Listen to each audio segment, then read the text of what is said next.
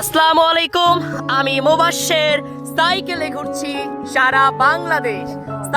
সারা বাংলাদেশ ভ্রমণের 93তম দিনে চলে আসলাম বাংলাদেশের দিনাজপুরের বিরামপুরের মোন্নাপাড়া ব্রিজে। সো আমি একা আসিনি, দেখতেই পাচ্ছেন অনেকেই চলে এসেছেন। সো বন্ধু বান্ধব আত্মীয় স্বজন সবাই চলে এসেছেন কোয়ালিটি টাইম স্পেন্ড করার জন্য। গত রাতেই আপনাদের প্রিয় বিরামপুরে পৌঁছেছি। সকাল থেকে বৃষ্টি পড়ছিল। আজকে পবিত্র জুম্মার দিন শুক্রবার, আর এই শুক্রবারে সবাই অফ ডেতে চলে এসেছে। এইটা হচ্ছে বিরামপুরের অত্যন্ত ভাইরাল একটি জায়গা, যে জায়গায় সময় ফেলে ছুটে আসেন বন্ধু বান্ধব সহ অনেকেই। সো আজকেও তার ব্যতিক্রম না, আজকে একটু ভিড় বেশি, কারণ আজ শুক্রবার। আর এই শুক্রবারেই বন্ধু বান্ধব নিয়ে অনেকেই চলে এসেছেন, আমিও চলে আসলাম। তো এখানকার যে মনোমুগ্ধকর দৃশ্য সব কিছুই দেখছি। সো ছোট্ট নিচে একটা ছোট্ট কাঠের ব্রিজ রয়েছে, ব্রিজটা খুব বেশি বড় না। তো এই তো ছোট্ট একটা ব্রিজ, আর এই ব্রিজেই অনেকে ছবি তোলেন। একটা গানও আমি দেখেছিলাম, যেখানে একজন গান গাচ্ছিল আর একটা মেয়ে এখানে ড্যান্স করছিল। এরকম একটা ভিডিও ফেসবুকে স্ক্রলিং করতে করতে আমার সামনে এসেছিল।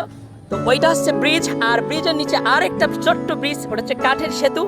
তো এইদিকে অনেক লোক কিন্তু চলে এসেছে। এখানে ছোট্ট একটা ঝর্ণা, এই ফাউন্টেনটা সম্ভবত এখন অকেজো, এখন চালু নেই।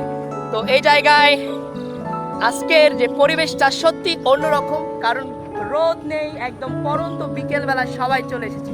আর আজকের ওয়েদারটা আরো বেশি জোস, কারণ বৃষ্টি হয়েছিল, জুম্মার নামাজের সময় বৃষ্টি হচ্ছিল, আর ধুলাও কমে গিয়েছে, ধুলা নাই। তো সব মিলিয়ে দারুণ লাগছে এই জায়গাটিকে। তো এখানে ছোট ছোট অনেকগুলো দোকানও বসেছে, ওইদিকে বেলুন, ছোট বাচ্চাদের খেলনার দোকান। তো আমি একটু ঘুরে ঘুরে আপনাদের দেখাতে চাই। তো নিচে নামছি, অনেক ঢালু। তো এখানে ছোট বাচ্চাদের অনেক জিনিস পাওয়া যায়। এই তো ছোট ছোট ছোট গাড়ি, প্রায় সব ধরনের জিনিস এখানে পাওয়া যায়, ওখানেও আবার ওখানেও। সো আমিও একটু এই ব্রিজটা দিয়ে পার হতে চাই। এই তো ছোট্ট একটা কাঠের সেতু।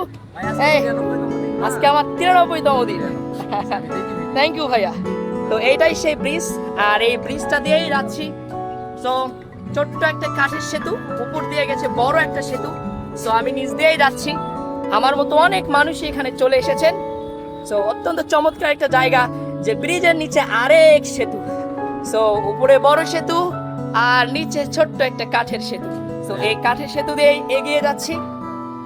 তো এই নদীটার নাম আমার জানা নেই, তবে একজনকে জিজ্ঞাসা করলেই এই নদীর নাম আমি জানতে পারবো। তো ব্রিজ দিয়ে পার হলাম, ওই পার থেকে এই পারে আসলাম। তো এখন আমি জেনে নিব একজনের কাছ থেকে যে এই ব্রিজটার নাম কি। তো এ পাশেও যেমন ভিড়, ওই পাশেও ঠিক ততটাই ভিড়। তো এখানে একজনকে জিজ্ঞাসা করব যে এই ব্রিজের নাম কি এবং আর এই নদীটার নাম কি। ভাই আসসালামু আলাইকুম, কেমন আছেন?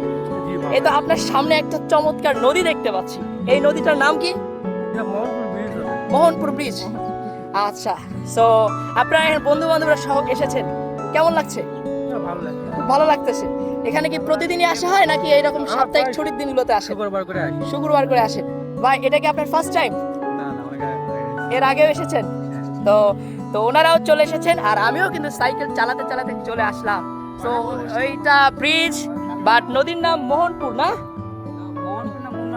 মোন্নাপাড়া ব্রিজ, বাট নদীটার নাম কি? তো ভাইরা স্পষ্ট মানে সঠিক জানে না যে এই নদীটার নাম কি।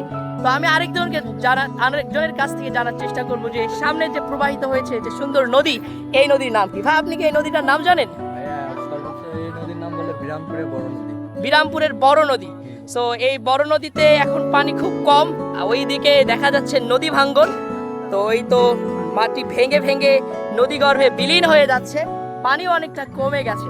ভাই এখানে আপনি কেন আসেন? জায়গাটা অনেক সৌন্দর্য, সেই জন্য আমরা ঘুরতে আসেন।